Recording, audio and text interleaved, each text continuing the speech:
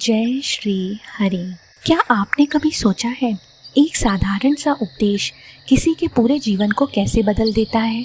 कभी कभी एक साधु का एक वाक्य हजारों जन्मों की वासनाओं को तोड़ देता है। नमस्कार, आप सभी का स्वागत है हमारे चैनल पर।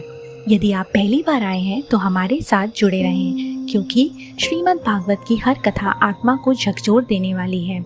वीडियो के अंत तक बने रहिए। आज हम प्रवेश कर रहे हैं स्कंद 6 के अध्याय 5 में। तो चलिए आज की कथा को प्रारंभ करते हैं। ओम नमो भगवते वासुदेवाय। हम सब धन्य हैं कि आज ये श्रीमद् भागवत महापुराण की अमूल्य कथा सुन पा रहे हैं, वह भी उस संवाद से जो राजा परीक्षित ने प्रश्न पूछकर और श्री सुखदेव जी महाराज ने उत्तर देकर हम सबके लिए सुरक्षित किया था। पिछले अध्याय में हमने ये ज्ञान प्राप्त कि दक्ष प्रजापति का विवाह असंकनी नाम की कन्या से होता है, जिससे वो 10,000 पुत्रों को उत्पन्न करते हैं। अब इसी की कड़ी में हम आगे बढ़ते हैं, जहाँ राजा परीक्षित को श्री सुखदेव जी महाराज उत्तर दे रहे हैं। वो कहते हैं, राजन, भगवान की शक्ति से समर्थ हुए दक्ष प्रजापति ने पंचजन की पुत्री असंकनी से हर्षवा नामक 10,000 पुत्र उत्पन्न किए। सभी एक स्वभाव और आचरण के थे। दक्ष प्रजापति ने उनसे कहा कि जाओ और जाके संतान उत्पन्न करो। इस आदेश को लेकर वे पश्चिम दिशा की ओर नारायण सर तीर्थ पर गए। नारायण सार जहाँ महान मुनि और सिद्ध पुरुष रहते हैं, जहाँ स्नान करते ही मन और बुद्धि शुद्ध हो जाते हैं। हर्षवा भी स्नान करके भागवत धर्म में रमे, परंतु पिता की आज्ञा से बंधे होने के कारण कठोर तपस्या करते रहे। तभी देव ऋषि नारद वहां आ पहुंचे। उन्होंने देखा इन युवकों के हृदय में भक्ति की लौ तो है, पर वे सृष्टि वृद्धि की मोह माया में बंधे हुए हैं। तो नारद जी ने उनके पास जाके कहा, अरे हर्षवो, तुम प्रजापति हो तो क्या हुआ? जब तक तुमने पृथ्वी का अंत नहीं देखा, उस एक पुरुष, उस बहुरूपी स्त्री, उस अजीब नदी और उस चक्र को नहीं जाना, सृष्टि कैसे करोगे? नारद जी की ये रहस्यमयी पहेली सुनकर हर्षवा सोच में पड़ गए। जन्म से ही बुद्धिमान थे। उन्होंने सोचा, ये शरीर ही पृथ्वी है, ईश्वर एक ही है, वही तुर्य है, और जब तक उसे ना जाना जाए कर्म निरर्थक है। उन्होंने समझा ये बुद्धि बहुरूपी स्त्री है, जीव उसके पीछे उल्टा पति की तरह भटकता है। माया वह नदी है जो दोनों ओर बहती है। 25 तत्व वह घर है जिसमें जीव बंधा है। शास्त्र हंस है जो दूध पानी अलग करता है। काल वह चक्र है जो निरंतर घूमता रहता है। इस प्रकार नारद जी के गुण वचनों ने उनके भीतर वैराग्य जगा दिया। वे मोक्ष पथ के यात्री बन गए। देव ऋषि नारद के दर्शन कभी व्यर्थ नहीं जाते। प्रिय श्रोताओं, अगर ये कथा आपको भी उतनी ही गहरी लग रही हो जितनी हर्षवों के हृदय को, तो इस चैनल को सब्सक्राइब करना ना भूलें। आगे कथा बढ़ती है। सुखदेव जी महाराज कहते हैं, दक्ष प्रजापति को जब ये पता चला कि मेरे पुत्र नारद जी के उपदेश से कर्तव्यच्युत हो गए हैं, तो वे शोक से व्याकुल हो गए। ब्रह्मा जी ने उन्हें सांत्वना दी। फिर उन्होंने असंकनी के गर्भ से जबलाश्व नामक 1,000 पुत्र और उत्पन्न किए। वो भी तप करने नारायण सर पहुँचे। उन्होंने स्नान कर अंतकरण शुद्ध किया।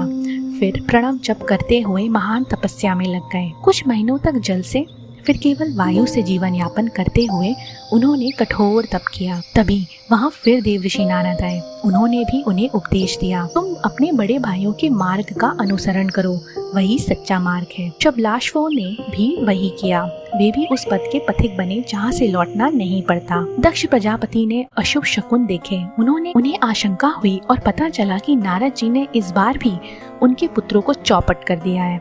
क्रोध से भरकर उन्होंने नारद जी को शाप दे डाला, हे दुष्ट, तुमने मेरे भोले बालकों को भिक्षुकों का मार्ग दिखाया है, उनके दोनों लोकों का सुख चौपट कर दिया। अब जाओ, लोक लोकांतरों में भटकते रहो, तुम्हें कहीं ठौर नहीं मिलेगी। लेकिन संत शिरोमणि नारद जी ने मुस्कुराकर बहुत अच्छा कहकर दक्ष का श्राप स्वीकार कर लिया। सुखदेव जी महाराज राजा परीक्षित से कहते हैं, यही तो साधुता है, बदला लेने की शक्ति रहते हुए भी दूसरे का अपकार सह लेना।